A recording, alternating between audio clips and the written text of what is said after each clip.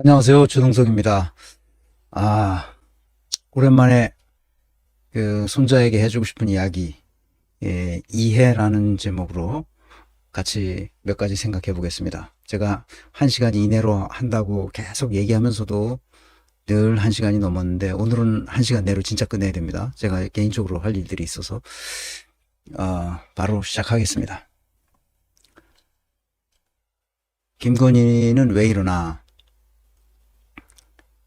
김건희가 이렇게 했죠. 명품백을 돌려주려고 했다고 하죠. 그런데 그 행정관이 깜빡했다는 거예요. 그래서 처음에는 이게 그 대통령 기록물이라고 해서 국고에 귀속된다고 했었잖아요. 그런데 그럼 돌려줬다는 말은 또 뭐야? 어디서 나온 말이야? 그러니까 거짓말로 시작한 겁니다. 이건 대통령 기록물이라 국고에 귀속된다. 그래서 보관하고 있다. 어디 그 창고에 있다. 어쨌다. 이런 거짓말로 계속 하다가 이제 그 거짓말이 아무래도 통할 것 같지 않으니까 이제는 어떻게 하느냐. 계속 이리저리 연쇄 거짓말을 하는 거죠. 그때 난국을 피하려고 했던 거예요. 그러니까 목전의 이익에 집착하기 때문에 어떻게 하면 요걸 피해 나갈까? 그렇게 해서 거짓말, 연쇄 거짓말을 계속하는 거죠. 그냥 정직하게 말하면 돼요. 그냥 있는 대로 말하면 되는 거거든요. 그럼 그러고 끝나는 거예요. 내가 이래도 되는 줄 알았다 그러면 되는 거예요.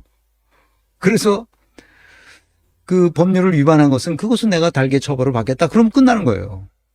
그럼 처벌을 받으면 돼요. 그거 깨끗하지 않습니까? 그게 편하지 않아요? 멀리 못 보는 거예요. 항상 목전의 이익에 집착해요. 미래지향성이라는 것은 타고난 거거든요.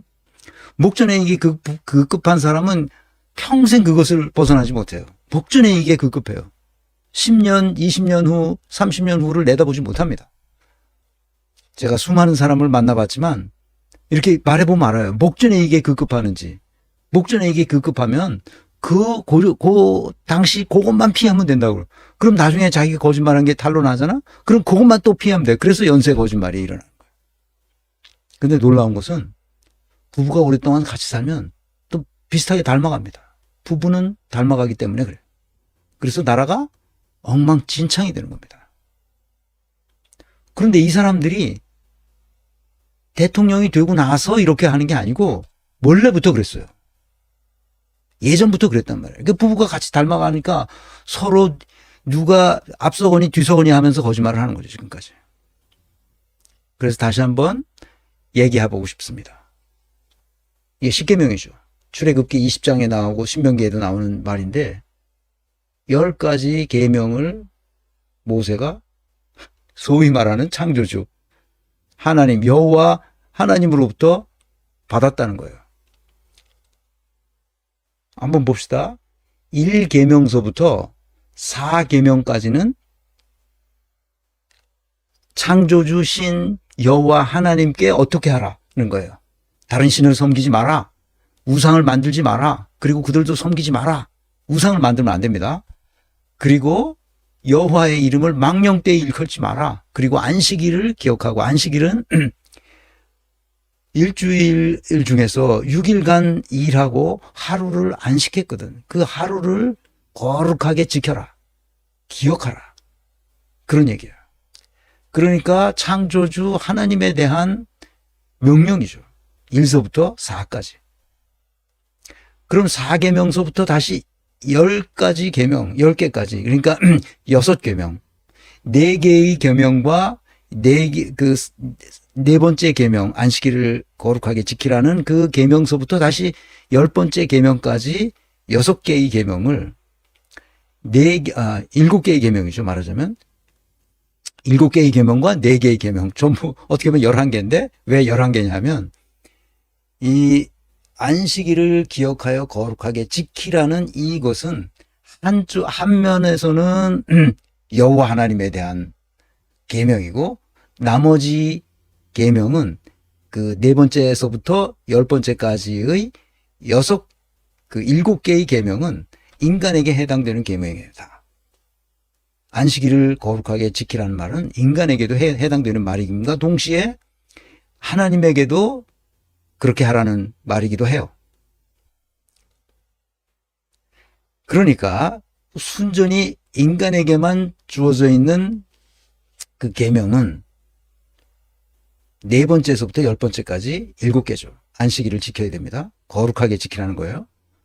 다섯 번째, 부모를 공경하라는 거고, 여섯 번째, 살인하지 말라는 거고, 일곱 번째, 간음하지 말라는 거고, 여덟 번째, 도적질 하지 말라는 거예요. 아홉 번째, 거짓 증거하지 마라. 거짓말 하지 마라. 그 말입니다. 열 번째가 뭡니까? 내 이웃 집에 있는 것을 탐하지 마라.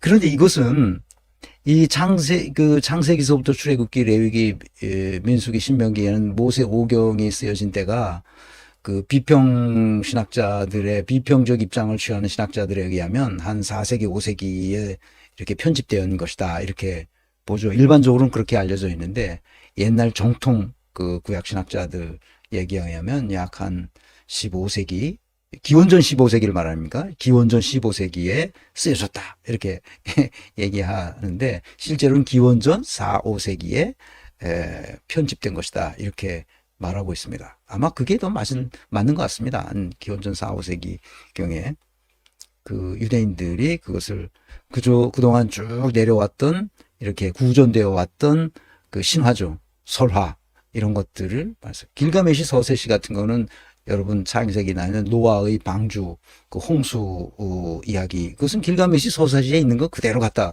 쓴 거거든요. 그러니까 그 창조 설화, 창조 신화 이것을 그대로 이제 그 유대인들이 편집했다 나중에 이렇게 보는 게 맞는 것 같습니다. 어쨌든 간에 그러나 그 기존 그 정통 구약 학자들, 구약 성서를 그 신봉하는 사람들에 의하면은 저는 이게 톰슨 주석 성경을 가지고 쓰는데 거기에 보면은 어떻게 되어 있냐면 그 15세기 기원전 15세기를 말합니다. 기원전 15세기 그러니까 3,500년 정도 된 전에 그런 그 모세오경이 쓰여졌다 이렇게 생각하죠. 뭐 어떻게 됐든 그것은 내 전문 분야가 아니니까 뭐 기원전 5세기에 쓰여졌던, 기원전 15세기에서 쓰여졌던, 기원전 3,000년 전에 그 쓰여졌던, 그건 중요한 게 아니고, 그때 당시에 이런 생각을 했었다는 거예요. 창조주가 있었다고 생각하는 것 자체가, 그래서 뭐야? 다 정복하라는 거지. 이건 하나님이 너희들에게 주신 것이다. 창조주가 너희들에게 준 것이니까 땅을 정복하라. 그런 거지. 놀라운 얘기야, 놀라운 얘기. 그때 당시에 그 고대 시대에 다 자연신을 섬기고 자연을 두려워하고 자연에서 혹시 홍수가 나거나 뭐 비가 많이 내리는 천둥을 치거나 그러면 자연이 노해서 그랬다고 생각하는데 그런 게 아니라는 거죠. 그런 거 아니다. 그러니까 이 유대인들이 가지고 있었던 이 창조적인 신화 이야기 이것이 고대인들에게 미쳤던 영향은 어마어마하게 큰 거죠. 그래서 나중에 이것이 서양 문명의 한 축을 이루게 된다는 것은 우리가 다 알고 있습니다. 그럼에도 불구하고 김건희와 윤석열의 입에서 나오는 말은 어떤 것이 진실인지 알 수 없다는 겁니다.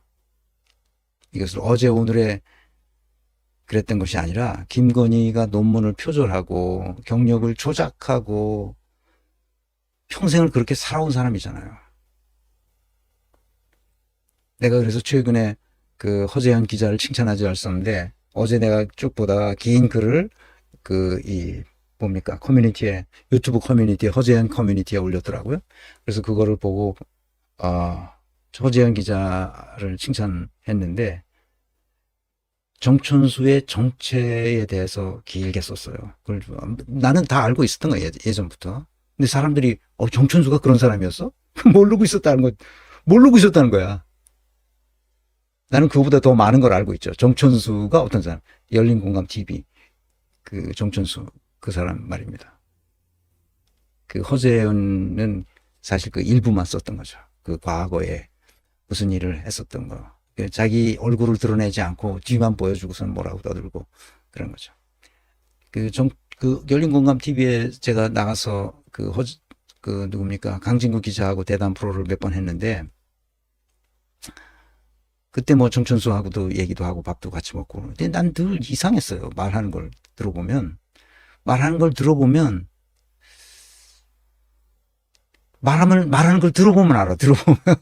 뭐라고 설명할 수가 없는데, 말이 안 돼. 그런데 계속 그렇게 말해. 무슨 말이야, 그게. 자기가 잘난 사람이라는 걸 계속 떠들고 있는 거죠. 강진구 기자는, 그래서 나는 모르는 사람을 그렇게 만나진 않아요.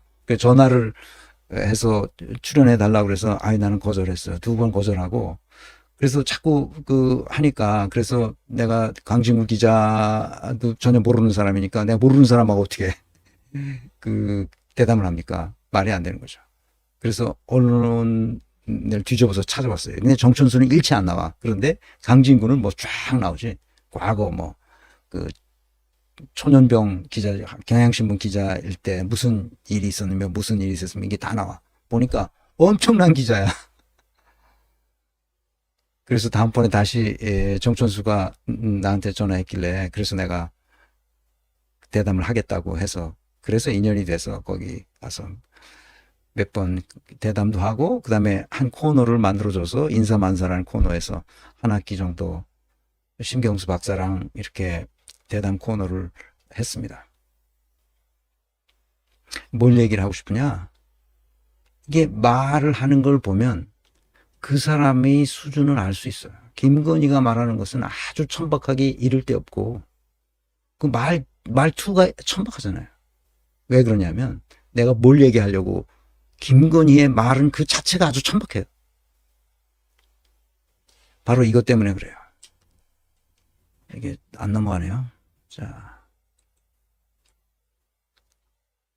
자신의 삶을 거룩하게 만들어라는 거야. 이게 종교의 핵심이거든요. 자신의 삶을 신성하도록 만들어라는 거지. 그 거룩함의 의미, 신성함의 의미.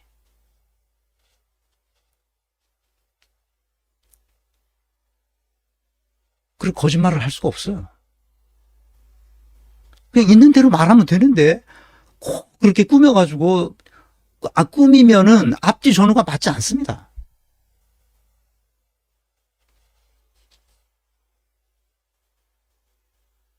거짓말 하는 게 벌써 앞뒤가 맞지 않고 천박하고. 정말 이런 사람을 몰라봤다는 게, 나는 문재인이 무슨 점핑 위드 러브인가 거기 가서 그냥 김건희 몇 마디 하는 거 들어보면 이 사람이 쓸모있는 말을 하나 쓸모없는 말을 하나 하는 걸 왜 모르는지 나는 그걸 이해를 못하겠어요. 용산 윤흥주점입니다. 윤흥주점. 이 개소리 방지위원회라는 누가 하는 건지 모르겠는데, 이게 울산에 있는 청년 정재준 선생이 득달같이 이런 거 나오면 나한테 보내줍니다. 그걸 보니까 저희 주점은 단속에 걸리지 않습니다. 마담이 누구냐? 김건희죠. 차원이 다른 서비스를 해준다죠. 물놀은 주가 선수가 대기하고 있고, 특활비 결제를 환영하고 있고, 12시에 때려주셈. 주점 침입 대환영합니다. 와, 이 보통 여자가 아니죠, 이게. 근데 이거를 몰랐다는 게 나는 이해가 안 돼요, 도대체가. 부부가 똑같기 때문에 저렇게 오랫동안 사는 거예요, 그냥. 윤석열은 기본적으로 되먹지 않은 사람이죠. 오늘 교육언론창이라는 매체에서 났길래 서울 일부 학교 정전 사태, 비가 많이 와서 정전됐는지 모르겠는데 긴급히 합의했어요. 나는 무더운데 이런 일은 선생님들이 처음이라는 거예요. 학교가 정전 사태여서 수업이 안 되고 찜통인데다가 에어컨도 안 나오지, 기숙사도 엉망진창이 되니까 아이들을 다 하교시킨 게 아니라 집으로 돌려보냈어요. 학교가 정전 상태가, 잠깐 정전하는 수는 있는데 두꺼비 집을 어떻게 정리하면 되는 건데, 기술자가 와서. 기술자도 와서 어디서 어서 사고가 났는지 모르는 상태야. 아, 참. 그러니까 이게 엉망진창이라는 거야, 나라 운영이. 이런 현상은 김건희로부터 시작됐어요. 윤석열은 어떤 조직도 경영할 능력이 없는 사람입니다. 김건희는 자기가 무당 두 사람보다 더 세다는 거 아니야? 그러니 난 이게 너무 웃기는 거야. 그러니까 이게 저희 주점은 단속에 걸리지 않습니다. 이건 국가적 재앙은 어디서 왔느냐? 이걸 우리가 정확히 알아야 돼요. 이거는 그냥 인재잖아요. 이런 국가적 재앙은 어디서 왔는지 분명히 알아야 됩니다. 인간이 만들어내는 이런 것들은 천재지변이 아니기 때문에 다 원인과 결과가 있습니다. 이런 결과를 가져오게 한 원인을 반복하지 않도록 하려면 원인을 정확히 알아야 돼요. 그것은 내가 누누이 얘기해 왔지만